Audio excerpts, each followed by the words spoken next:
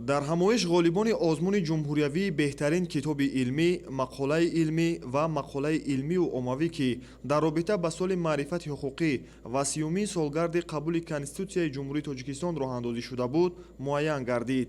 дар чорабинии ёрдамчии президенти ҷумҳурии Тоҷикистон оид ба масъалаҳои ҳуқуқӣ, раёсати донишгоҳ, омӯзгорон ва дигар намояндагони касбу кори гуногун иштирок намуданд. иштирокчиён зимни баргузории чорабинӣ дар робита ба муҳимият ва зарурати эълон гардидани соли 2024 ҳамчун соли маърифати ҳуқуқӣ суханронӣ намуда, иброз доштанд ки бо ташаббуси президенти ҷумҳурии Тоҷикистон пешвои миллат муҳтарам Эмомалӣ Раҳмон бахшида ба 30-умин солгарди қабули Конститутсияи ҷумҳурии Тоҷикистон ва соли маърифати ҳуқуқи озмуни ҷумҳуриявии беҳтарин китоби илмӣ, мақолаи илмӣ ва мақолаи илмию оммавӣ дар соли 2024 эълон гардид.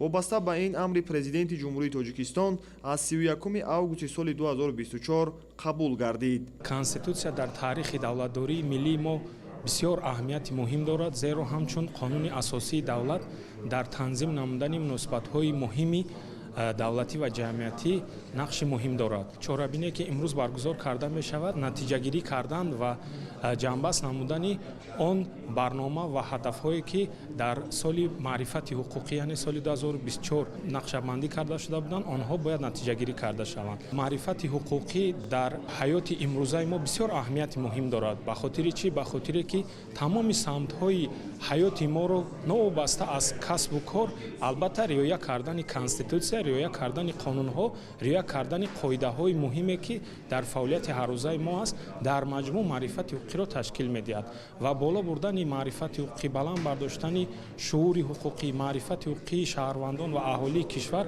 яке аз ҳадафҳои муҳими давлат ва ҳукумати ҷумҳурии Тоҷикистон мебошад. маврид ба зикр аст ки соли маърифати ҳуқуқӣ эълон гардидани соли 2024 ба дурнамои неки таҳкими низоми демократӣ, ҷомеаи адолатпарвару ҳуқуқмеҳвар ва қонунсолор мусоидат намуд.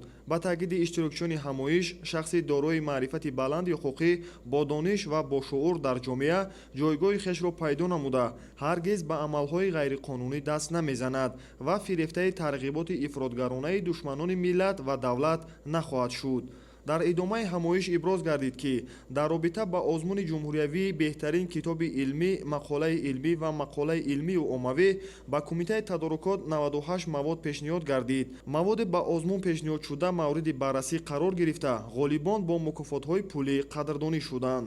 гуфта шуд ки ғолибон аз рӯи се номинатсия беҳтарин китоби илмӣ, беҳтарин мақолаи илмӣ ва беҳтарин мақолаи илмию оммавӣ муайян шуданд. сипас бахши фарҳангии чорабинӣ ки ансамблии халқии наврӯзи донишгоҳ бо сарояндагони шинохтаи ҷумҳурӣ омода намуда буданд, доир шуд.